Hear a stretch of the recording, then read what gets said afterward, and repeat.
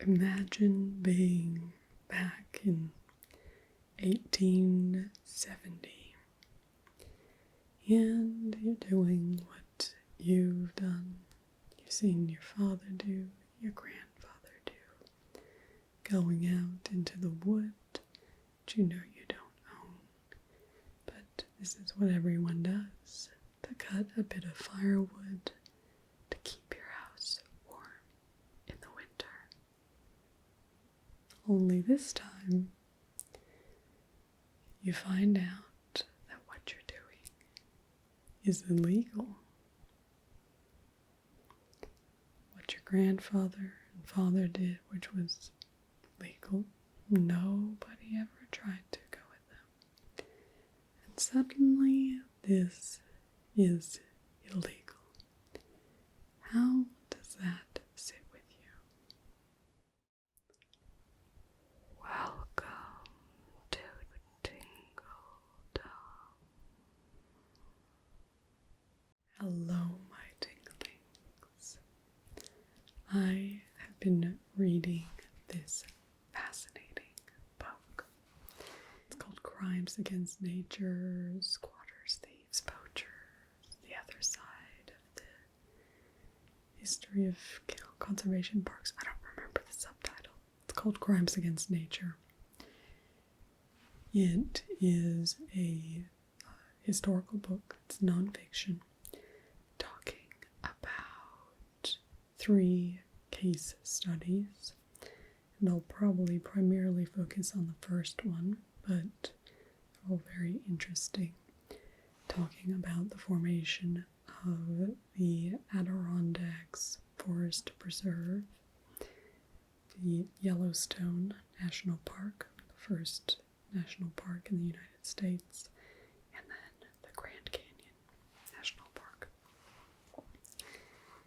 And what's really interesting for me as somebody who's in the field of conservation is to really understand resistance to conservation and why that happens. And to me also, I guess, it's made me think about if the way that we go about it really is the best, which is something I've thought about in society in general, but not necessarily in conservation. So what's really interesting is there's this whole confluence of events that was happening around the beginning of New York State setting aside forest in the Adirondacks as a nature preserve. And the resistance is actually something I think is quite justified. These were people who had been living there for decades, if not, second or third generation living in this area, which I must also touch on. It does appear by this time that the Native Americans had been displaced, and that is another issue, and what I'm interested in this book doesn't address it for the Adirondacks. That's actually a really key part in talking about Yellowstone and the Grand Canyon, because at that point, obviously,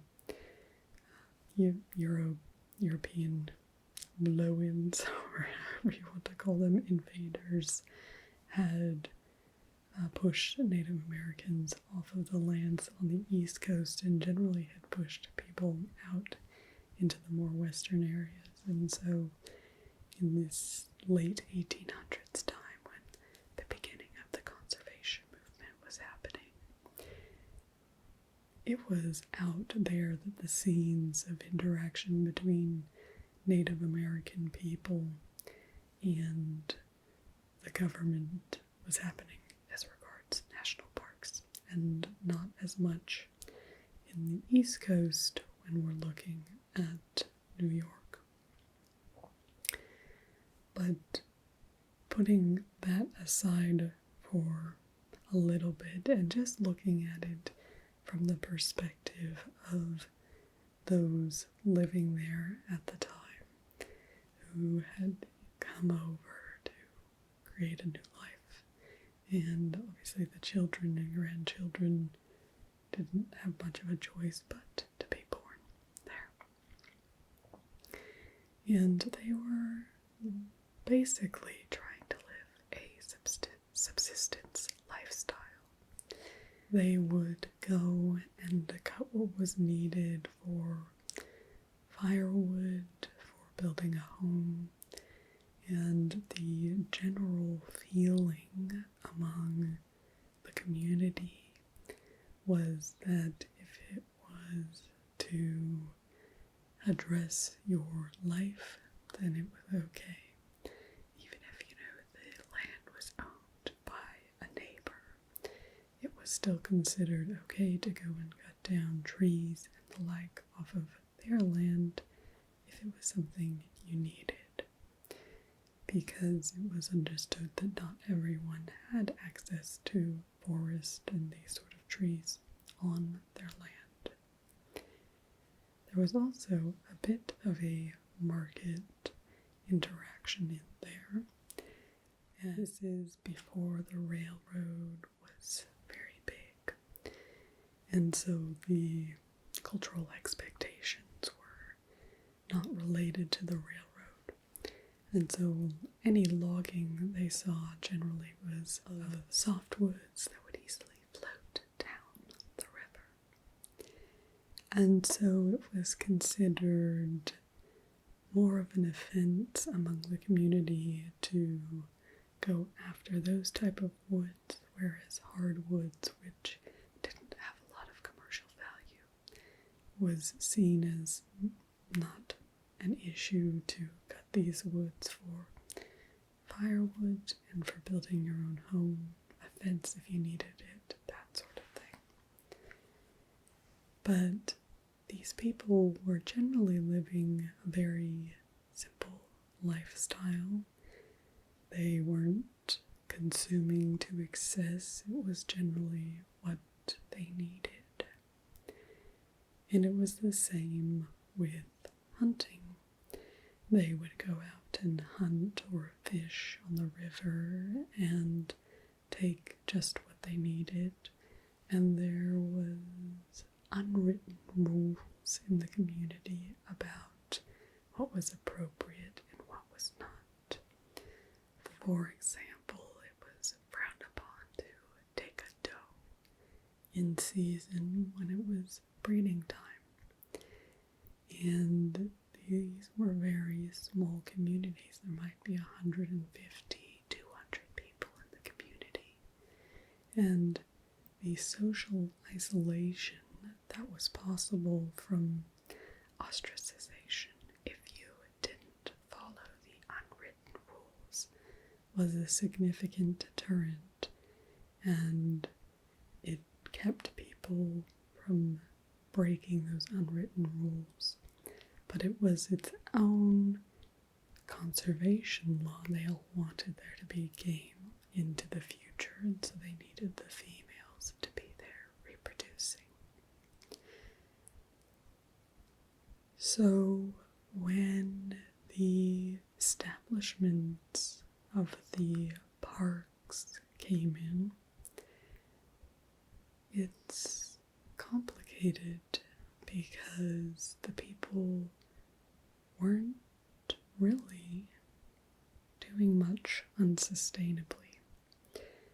Now they might take wood and they might hunt, but a couple hundred people in that sort of area were not likely depleting. But the reason that people saw an impetus for this was because there started to be tourist hunters. These would be wealthy men, wealthy white men, generally coming in from New York City or these sort of places on the weekends, wanting to hunt. It was very unheard of earlier than that to take vacations, but a governor of New York had undergone lots of stress, and he had been recommended to take some time off. He went out to the Adirondacks, and he thought it was very good to get away from the city, and he highly recommended it. And hunting is one of the primary drivers of the conservation movement in the United States. It was hunters who spent time out on the land. It was hunters who were able to see when there was a depletion of game, and so banded together to address these things. But it's very different in different scenarios. When it's the rich outsider coming in and hunting, putting additional burden on, and then saying, you guys can't do this anymore. Something about that doesn't sit right with me. And it didn't sit right with these people. The forest laws were brought in, these areas were protected, but even if they caught somebody red-handed, they would have to go to trial with a jury, and it's a jury of your peers. The peers would not convict them. But it got complicated, though, because as time progressed, viewpoints shifted. There were concerns among the community about overharvest, and there were concerns in the community about wanton destruction of wildlife without using it, so people going out and just hunting and not actually using the meat and the like. And so it's a really interesting question, is what is the morality of setting aside a park from human use, or the state imposing its will on what's previously been a common? Because it's actually interesting. At the same time, I've been reading books about Robin Hood, and it's actually quite a similar theme. You have Robin Hood hunting the king's deer. The deer have been set aside as belonging solely to the state, which is the king in England, and he is hunting the deer there. And there's something that's very... Robin's not going out to make a fortune in these tales. I'm reading a history of Robin Hood, and I actually wonder if he's a bit more like a mafia figure for the time than a swashbuckling, lovely old chap. But anyway, that's for another time. But the concept of utilizing common resources for your own survival is something that, then does interact with this whole concept of the emergence of the state and state control. And it's interesting to see that the setting aside of conservation parks also has huge implications for increased power to the state. And it also helps me understand why there would be more modern resistance to the establishment of more parks. Also because if you look at successful, sustainable societies, which isn't to say that all indigenous societies have been on the whole sustainable, but you do see in indigenous societies, less extraction of resources. And some are more sustainable than others. And the interesting thing there, though, is there's generally still use of those resources. And it's not just locking everything away, this idea of setting everything completely aside. Doesn't take into account that humans have been a part of this landscape for tens of thousands of years. If you're in the United States or Australia, and very long period of time on all the other continents, that humans are a part of the landscape. So just excluding humans doesn't necessarily fix the problem. And this is interesting. This gets more into what happened in Yellowstone. The Native Americans who had gone through Yellowstone used to set lots of fires, which would clear out underbrush and the like. And so there's a big shift in how Yellowstone changed once it was established as a park. And the treaty was made that the Native Americans wouldn't go into the park boundaries. And the situation and book that raises a lot of questions, and I don't necessarily have the answers, but I do think it's important to be willing to raise those questions about how do we actually push forward to live sustainably in our lives. Is protected areas the best way to go about things? Because I think in some sense it's the best tool we have right now. In another sense, lots of endangered species don't exist on public lands and aren't likely to exist solely on public lands. So we need a method of working with nature that isn't just setting aside this part for nature's sake, but a shift in our whole society and perspective to have more ecological literacy, to understand more the world that we're living with, and to have those impacts govern all the decisions we're making. But on an individual level, I think it's important to have an individual knowledge. So I think part of what I would like to see is more education on ecology and these sort of principles more generally at a younger level, high school level perhaps, so that everybody can understand the impacts and how everything works together, because I think it's significant in everything we undertake. We can't just leave it out there and hope that that's going to work, because our society's gotten a lot more complicated. And that is the other less obvious story here, though, is that the subsistence and community-based looking after the environment has broken down. We have so many competing factors. People are traveling all over.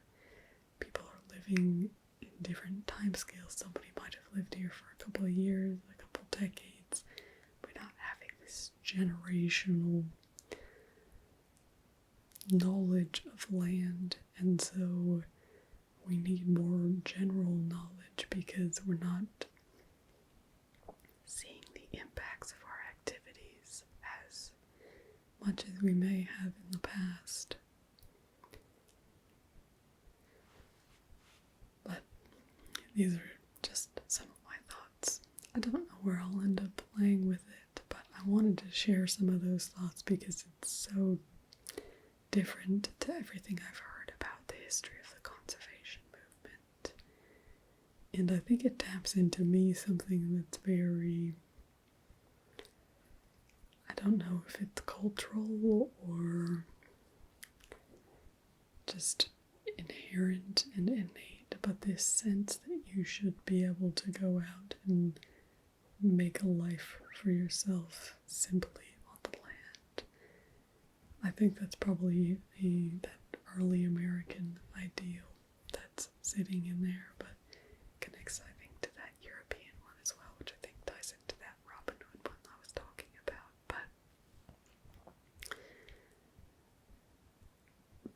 But it does make me question the class divide. Is how much is the conservation movement just rich people imposing their will on a bunch of people in poverty? And that's the question, and it's really interesting. You see in Yellowstone, the U.S. Army is brought in to combat the issues that they have there. And so the Army is actually defending the park against U.S. citizens.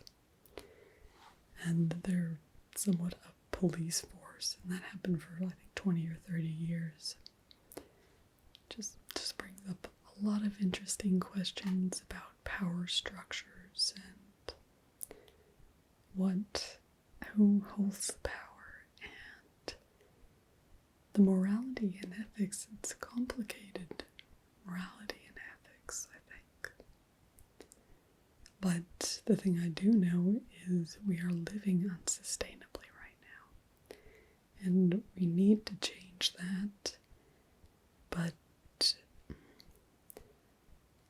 I am reticent to consign that to the field of just conservation science, to solely experts. I do think everybody needs to be a part of it, because I don't think we're going to get to the future together, all surviving, without all having a shift in perspective. I don't know how to achieve that, but it's part of what I think. Anyway, Crimes Against Nature. It's a fascinating book. It's by Carl Jacoby, Carl with a K, Jacoby, I think. I'll put a link in the description. It's a great book. Definitely read it. It will broaden your mind. And you get to see some of the perspective of the people who fought back against this shift in power. Is how I primarily see it, is a power play.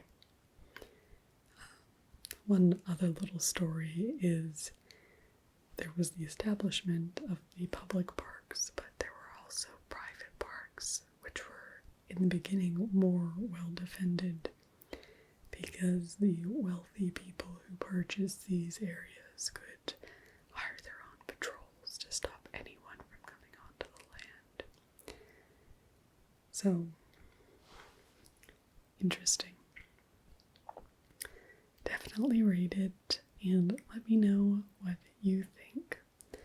Do you think it's a necessary evil that the wealthy people impose their will on the low-income people?